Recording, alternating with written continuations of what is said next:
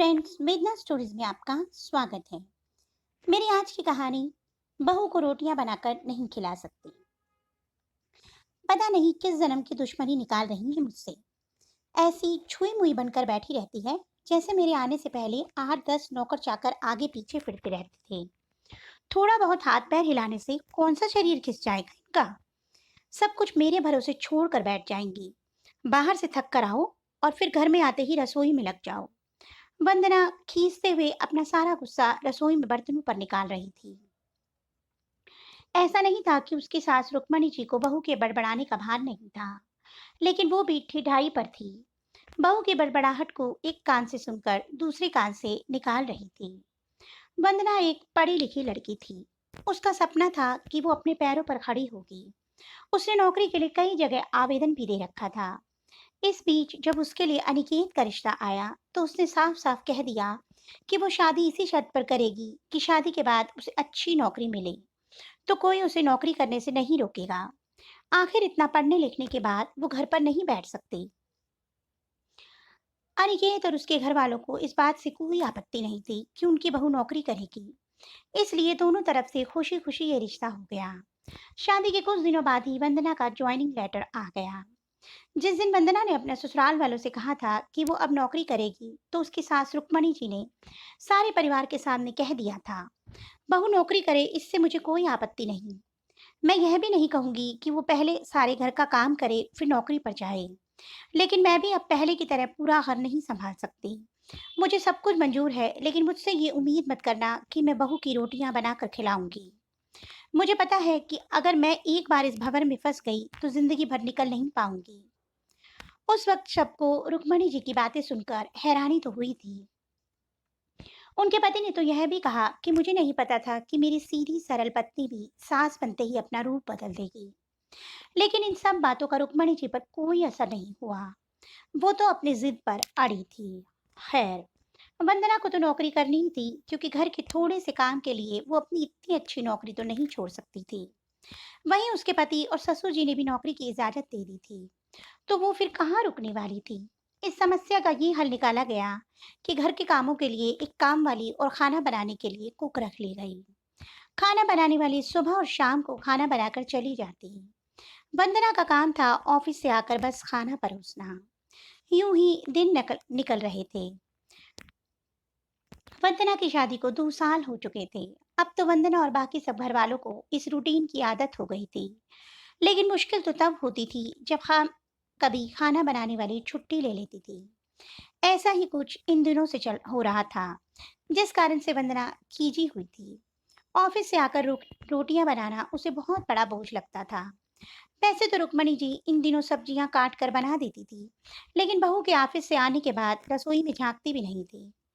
उस समय वंदना को अपनी बैठी हुई सास बहुत चुभती थी। वो बड़बड़ाती रहती और रोटियां बनाती रहती। बाद में अपनी माँ से फोन पर भर भर कर शिकायत करती, जिसके बाद उसे थोड़ा सा सुकून मिलता था। कुछ दिनों बाद वंदना के भाई की शादी भी तय हो गई। वंदना की होने वाली भाभी भी नौकरी पेशा थी। वंदना की माँ ने सगाई के वक्त ही खुश होते हुए गर्व से कह दिया, भाई मैं तो और सासों की तरह नहीं हूँ जो बहू के आने पर हाथ धरकर बैठ जाऊं। जब अभी तक घर पूरा संभाल रही थी तो अब क्यों नहीं। मेरी बहू को मेरी तरफ से पूरी छूट रहेगी। जब तक एक माँ अपने बच्चों को रोटियां बनाकर खिला सकती है, तो बहू को क्यों नहीं खिला सकती। बहू तुम निश्चिंत होकर नौकरी करना, रसोई मैं संभाल लूंगी। वंदना की माँ के उच्च विचार सुनकर उसकी होने वाली भाभी का पूरा परिवार और खुद वंदना भी गदगद हो गई। वाह माँ, आप कितने बड़े दिल की हैं। काश मेरी सास भी आपकी तरह होती। लेकिन मेरी किस्मत में ये सुख कहाँ। मेरी सास को तो बस हुक्म चलाना आता है। मुझे गर्व है कि मेरी माँ इतने खुले विचारों की है। अपनी चिड़चिड़ाहट निकालते हुए वंदना बोली। कुछ दिनों में ही वंदना के भाई की भी शादी हो गई और कुछ दिनों बाद ही वंदना की भाभी ने अपनी नौकरी ज्वाइन कर ली। वंदना की माँ भी अपनी बहू को हथेलियों पर रखती थी। सुबह उसका नाश्ता, टिफिन, फिर रात का खाना भी तैयार रखती थी। अपने हाथों से परोस कर सबको खाना खिलाती थी। उनकी बहू भी मम्मी जी करती हुई अपनी पसंद नापसंद बताती रहती थी, जिसे वंदना की माँ बड़े चाव से पूरा करने लगी थी। खुशी खुशी दिन बीत रहे थे, लेकिन ये प्रक्रिया धीरे धीरे अब उदासीनता में बदल रही थी। वंदना की भाभी को अब कुछ भी ना करने की आदत पड़ गई थी। एक दिन जब वंदना फोन पर अपनी माँ से बात कर रही थी, तो उसकी माँ बस रो पड़ी। बेटा, मैं इतना करती हूँ तेरी भाभी के लिए, फिर भी उसे मेरी कदर नहीं। अरे, मेरी दी हुई छूट अब मुझ पर ही भारी पड़ने लगी है। क्या हुआ माँ, आप ऐसे क्यों बोल रही हैं? आप तो भाभी को मुझसे भी ज्यादा ध्यान रखती हैं। क्या भाभी ने आपसे कुछ कहा है? वंदना बेचैन होते हुए पूछने लगी। कुछ क्या बेटा, अब तो सब कुछ वो मुझसे ही कहती है। ऑफिस से आने के बाद एक गिलास पानी के लिए भी मुझे आवाज देती है।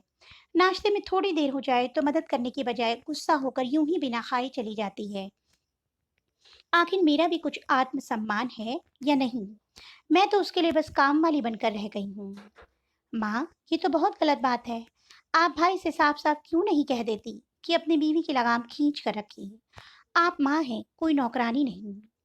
भाभी नौकरी करती है, इसका मतलब ये नहीं कि आप पर हुक्म चलाएगी। गरजते हुए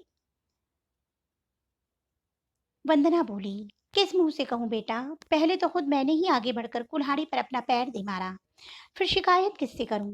तेरे पापा ने तो कहा भी था कि बहू को ज्यादा छूट दोगी तो बाद में पछताओगी।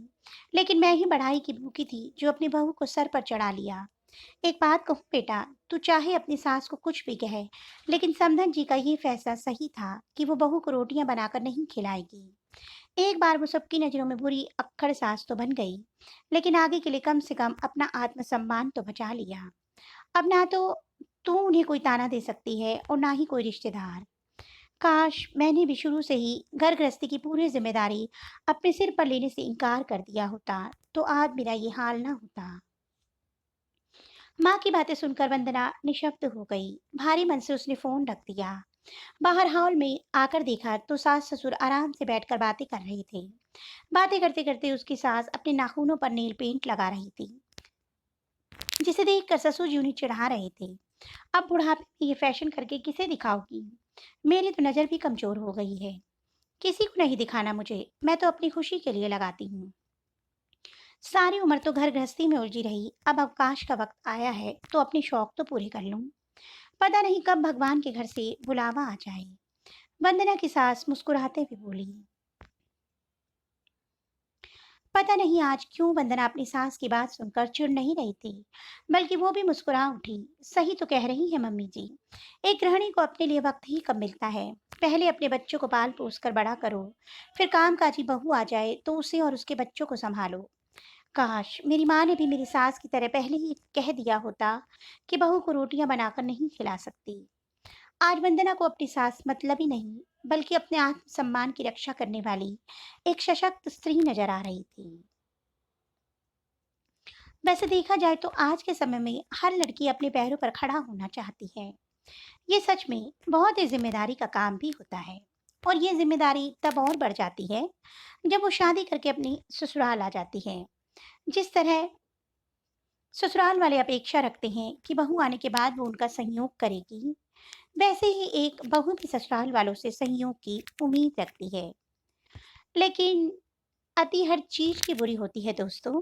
मेरे ख्याल से ना तो सास को वंदना की सास की तरह सभी जिम्मेदारियों से मुंह मोड़ना चाहिए, और ना ही वंदना की माँ की तरह सारी जिम्मेदारियां अपने सर पर लेनी चाहिए। आपकी इस बारे में क्या राय है, कमेंट बॉक्स में जरूर बताएं। जल्द ही एक नई कहानी के साथ मिलूंगी। तब तक के लिए बाय बाय।